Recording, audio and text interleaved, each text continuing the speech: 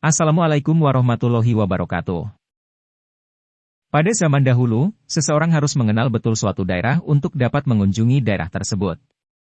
Seiring berkembangnya ilmu pengetahuan, para ahli membuat peta untuk menjadi petunjuk bagi siapa saja yang ingin bepergian ke daerah yang belum dikenal. Di era modern saat ini, peta dunia tersedia di genggaman, lengkap dengan daerah terpencil dan gang-gang sempitnya. Hal ini memungkinkan kita untuk bepergian kemanapun tanpa khawatir tersesat. Aplikasi yang paling sering dipakai adalah peta digital Google. Teknologi peta digital ini dimanfaatkan untuk berbagai keperluan.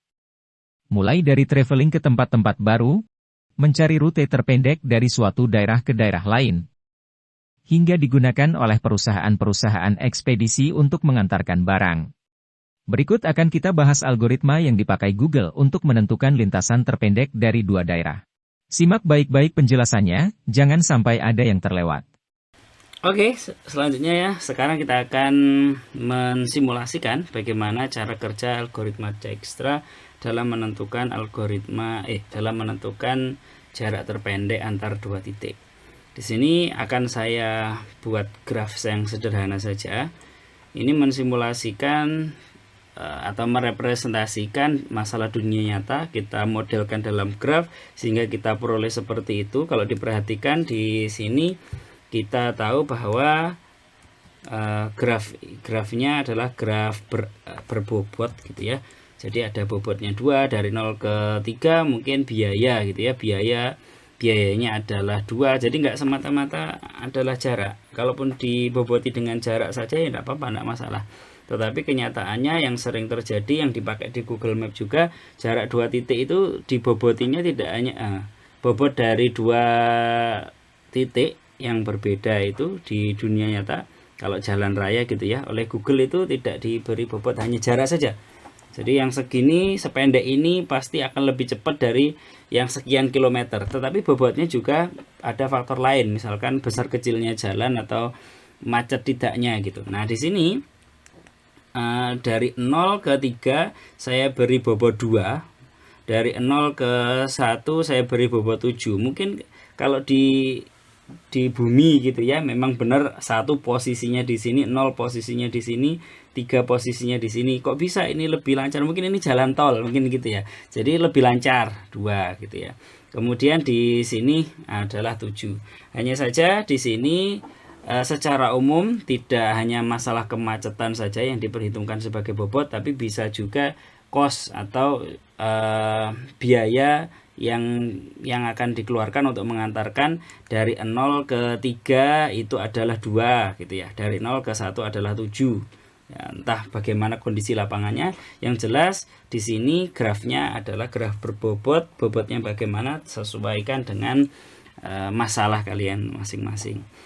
Saya akan memulai menggunakan graf tidak berarah, atau langsung saja ya grafnya berarah biar lebih seru, lebih representatif ke dunia nyata. Karena ya jalan kan begitu, ada yang searah, ada yang dua arah. Jadi kalau seperti ini jalannya searah, dari 2 ke 0 bisa, dari 0 ke 2 tidak bisa. Sedangkan yang di sini dua arah ya, dari 6 ke 7 bisa, dari 7 ke 6 bisa gitu. Oke, saya akan buat grafnya yang kecil aja ya. Grafnya yang kecil berarah, saya random biar sekiranya Anda tahu ini bagus apa nggak bagus ya. Misalkan ya, di algoritma Dijkstra ini memang dia cuman butuh satu input, yaitu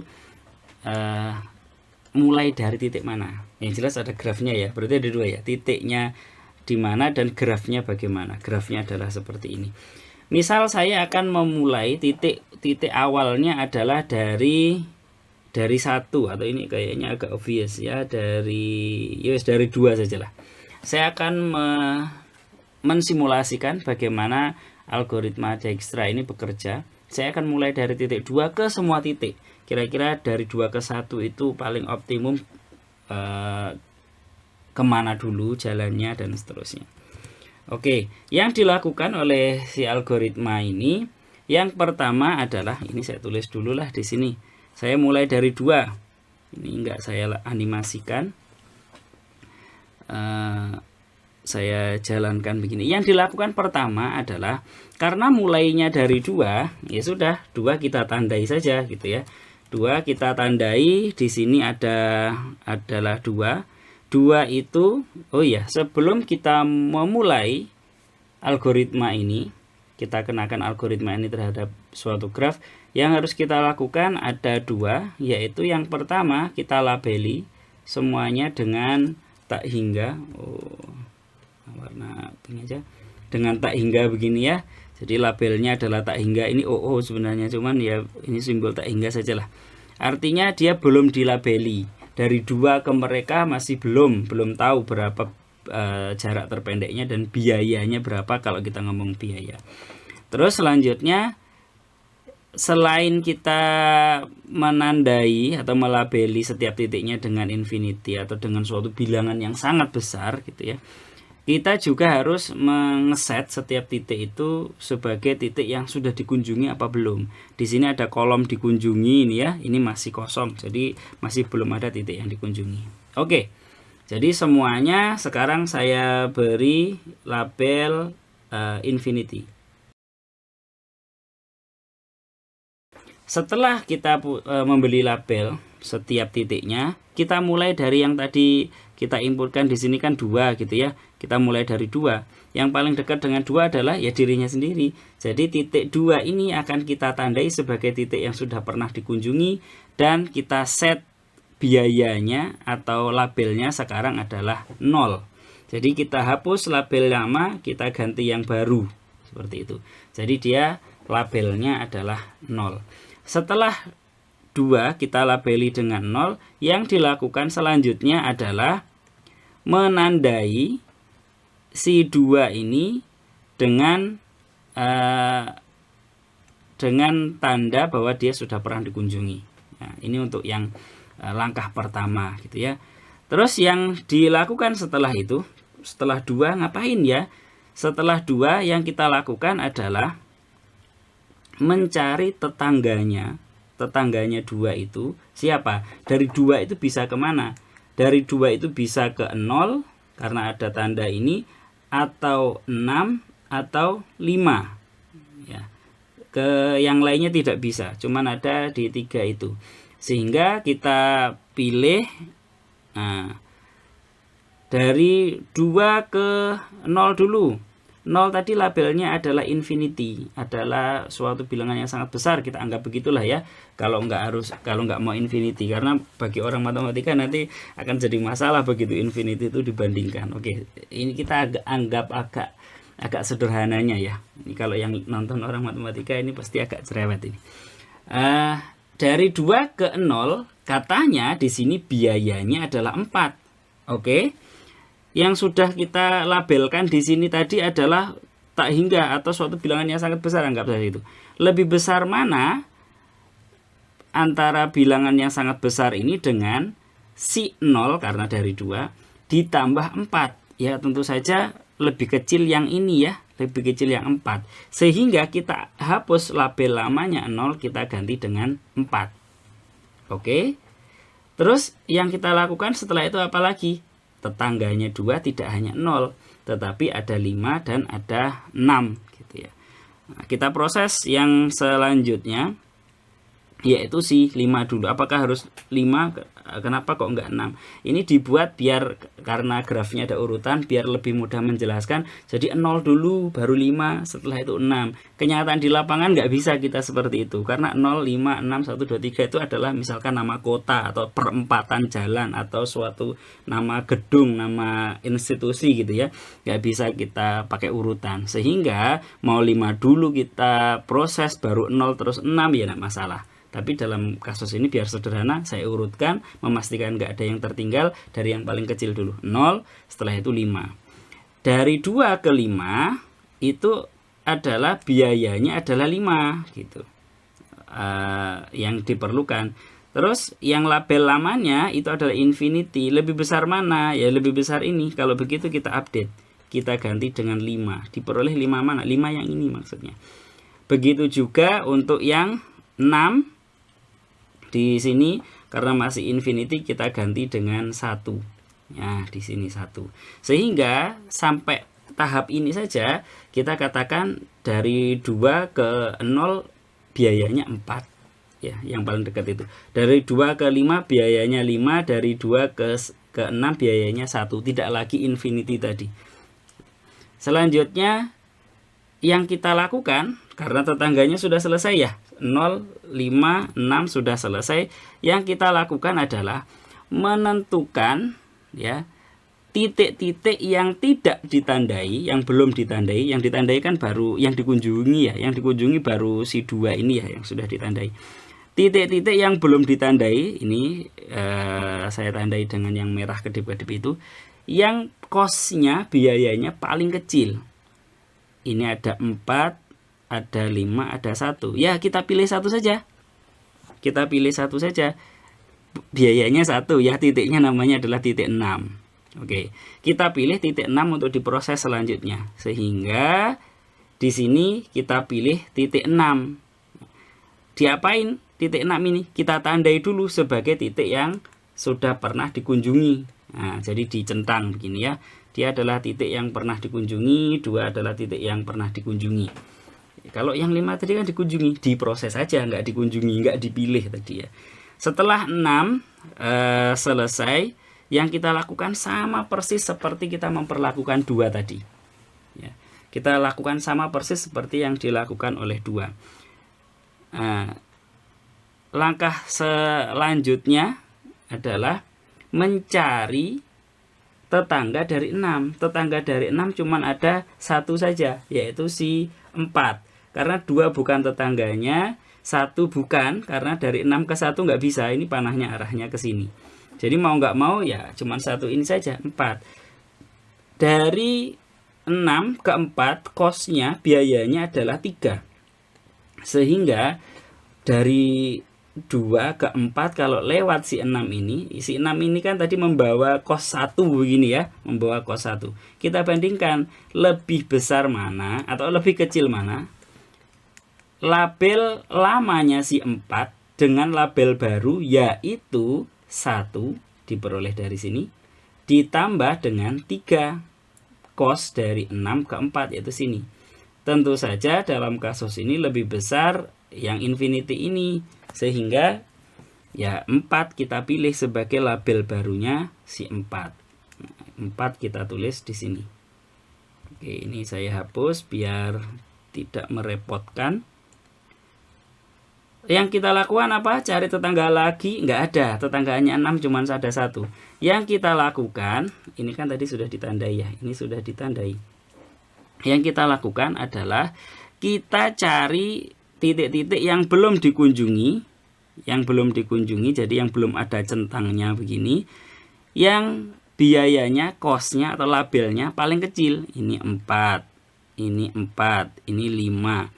Kalau ada 2 begini gimana? Ya bebas, mau pilih yang mana. Misalkan mau saya pilih yang 0, ya juga enggak apa-apa. Jadi saya pilih 0 saja. Setelah dipilih diapain? Ini saya hapus dulu biar enggak menghalangi. Setelah dipilih diapain? Kita tandai dia sebagai titik yang pernah dikunjungi. Ya sudah, prosesnya berulang lagi. Jadi kalian bookmark gitu ya, atau kalian tandai di menit keberapa saya melakukan centang.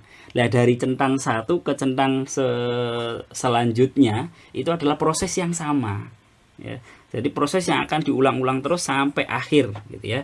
Nah, oke, saya tidak akan satu persatu seperti itu tadi karena akan menghabiskan waktu. Saya akan langsung klik-klik saja. Jadi klik maju.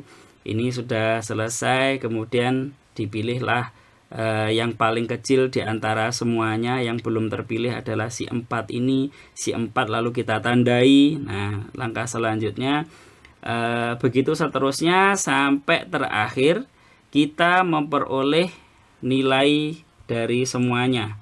Diketahui ya, setelah ini semuanya ditandai. Dari 0 ini adalah 2 labelnya. Nah, terus kemudian bukan 2, 4 ya tadi ya, 4. Terus kemudian 1 ini 9. Artinya jarak terpendek dari 2 sampai 1 itu menghabiskan biaya 9. Ini yang paling pendek. Nanti bisa dibandingkan dengan yang lain. Gimana kalau muter-muter? Pasti lebih tinggi lagi cost-nya. Dari 2 ke dirinya sendiri tentu saja 0 karena source-nya adalah di 2. Dari 2 ke 3 ada 15 dan demikian seterusnya. Oke, ini adalah hasil akhirnya. Sehingga menggunakan algoritma Dijkstra kita tahu bahwa dari 2 ke 3 itu yang paling pendek cost-nya adalah 15, yaitu dari 2 ke 5 ke 1 lalu ke 3. Untuk lebih jelasnya akan saya coba tunjukkan. Saya keluarkan hasilnya semuanya.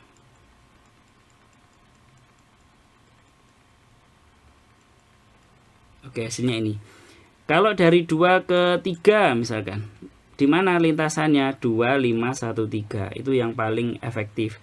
Dari 2 ke 7, 2, 6, 4, 7. Dari 2 ke 1, 2, 5, 1. 2, 5 ke 1. Sebenarnya bisa aja sih dari 2 ke 0 terus ke 1 ya. Cuman biayanya adalah 4 ditambah 9, 13. Tentu saja itu tidak lebih efektif daripada dari 2 ke 5 ke 1 karena biayanya cuman 9. Seperti itu. Oke, untuk lebih memahami mungkin saya akan mensimulasikan langsung dengan animasi saja ya. Grafnya saya ubah-ubah mungkin seperti ini. Oke, nah misalkan ada kasus seperti ini, apakah ini terjadi? Ya pasti bisa saja terjadi ya. 7 nggak bertetangga dengan siapapun karena nggak ada akses ke 7 gitu misalkan. Titik terisolasi atau sebenarnya dia terhubung tetapi dari daerah lain yang nggak ada di graf ini gitu, di luar jangkauannya ini. Sehingga kalau saya misalkan dari titik mana ya, dari titik 1 saya tulis 1 di sini, saya animasikan saja, saya jalankan begini. Oke, saya percepat. Dari 1 ke 4 tidak ada lintasan. Kalau dari 1 ke 7 tidak ada lintasan, wajar ya, karena memang ini nggak bertetangga dengan siapapun. Dari 1 ke 4 kok tidak ada lintasan, kenapa? Dari 1, ini 4 ya, 4 itu arahnya keluar semua. Jadi nggak ada titik manapun yang bisa menuju ke 4, nggak ada arah ke sana. Apakah ini bisa terjadi? Ya bisa saja. Sebenarnya di sini ada graf besar lagi yang kemana-mana gitu ya, yang sama sekali dia nggak nyambung ke yang sini. Bisa aja nanti terjadi di real world-nya begitu. Terus kemudian dari 1 ke 5 juga nggak ada. 5 itu mana? Ini 5 juga kebetulan arahnya ke sana semua, jadi nggak ada lintasan. Oke, ternyata ada kasus yang seperti itu. Coba saya randomize lebih banyak lagi. Nggak cantik ya. Coba yang seperti ini ya. Saya mulainya misalkan dari titik mana? 3. Kalau 3 nanti harusnya nggak bisa kemanapun ya. Nah, tidak ada lintasan kemanapun karena 3 nggak punya tetangga keluar, dia nggak boleh keluar, semuanya menuju ke 3. Kalau saya ganti dengan misal 6, kalau dijalankan, oke, dia dari 6 tidak ada lintasan ke 0, nanti bisa dicek coba ya. Ada kok, kalau ada berarti program saya ini salah. Bisa nanti komen, nanti ditaruh di YouTube nggak sih? Dari 6 ke 0 nggak ada lintasan. Dari 6 ke 1 tidak ada lintasan juga. Begitu juga dari 6 ke 4. Dari 6 ke 4 ini nggak ada lintasan. Ini 1 memang kebetulan keluar semua ya. 4 keluar semua ya, jelas memang. Tapi ke 0 ini kan ada kemungkinan dia dari 1. Cuman 1 nggak ada yang masuk. Oh iya benar. Dari 6 ke 0 tidak ada. Kalau saya simulasikan ke graf yang mungkin agak lebih besar lagi, misalkan dari mana ya, saya agak random aja ya, ngawur 9. Ini dari 9, kita tunggu dulu. Ternyata nggak semuanya ada lintasannya. Contohnya adalah dari 9 ke 1. Dari 9 ke 1 boleh dicek nanti ya. Oh iya, 1 lagian keluar semua ya, jelas gak ada lintasan. 3 ada yang bisa masuk ini, tapi 9 ke sana nggak bisa. 9 lewatnya hanya bisa sana. Nanti silahkan dicek ya. Wah, bisa nih dari sini ke sini. Keliru programnya gitu. Oke, itu adalah untuk graf yang berarah. Untuk graf yang tidak berarah sama konsepnya persis, hanya saja kalau 0 bertetangga dengan 1 bertetangga dengan 0 gitu. Jadi kayak graf berarah, cuman arahnya 2. Ada 2 titik yang dihubungkan dengan jalan, tetapi bisa ke sana dan bisa ke sini gitu. Ini misalkan saya 6 tadi ya, mungkin kemungkinan nggak ada lintasan jauh lebih kecil kalau yang grafnya graf tidak berarah. Kalau dia grafnya tidak berarah dan graf terhubung, pasti ada lintasan gitu, karena memang ada teorema, ada konsep yang mengatakan itu. Kecuali grafnya adalah graf yang tidak bertetangga, tidak terhubung. Mana ini? Nggak nemu-nemu. Coba graf yang kecil. Nah, contohnya adalah ya ini. Tentu saja dia nggak akan ada lintasan ke 5, cuman ke 5 saja dan di komponen yang lain.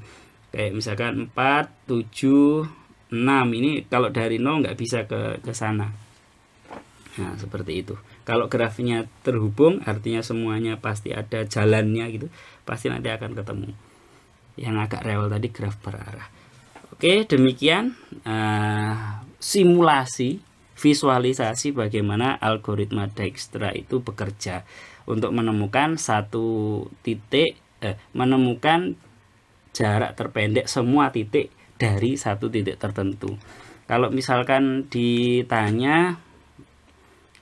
kita tanya sama Google gitu ya, ini setelah dihitung,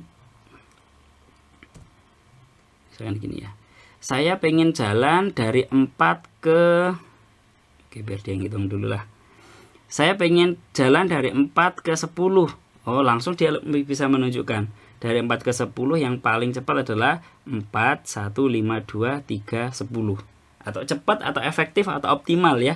Kalau ini bobotnya adalah jarak berarti paling cepat, atau bobotnya jarak dan kemacetan berarti paling cepat. Kalau bobotnya adalah biaya berarti paling murah atau paling optimal lah, kita secara umum begitu. Nah, hanya saja algoritma ini adalah, saya tidak bisa mengatakan dia adalah algoritma terbaik meskipun selalu bisa menemukan lintasan terpendek ya, tetapi kalau masalah kecepatan belum tentu dia yang paling cepat. Makanya ada banyak sekali algoritma. Yang saya jelaskan di sini adalah algoritma Dijkstra karena menurut saya ini yang paling sederhana dan kita visualisasikan lebih enak gitu. Kalau di dunia nyata berarti gimana Google Map itu? Ya setiap perempatan jadi titik grafnya. Bisa dibayangkan berapa banyak kalau misalkan saya dari rumah saya ke luar kota yang jauh, kan berarti ada berapa banyak perempatan yang dihitung sebagai titik graf, atau mungkin Google punya optimasi sendiri. Oke, terima kasih, semoga bermanfaat. Saya akhiri, assalamualaikum warahmatullahi wabarakatuh.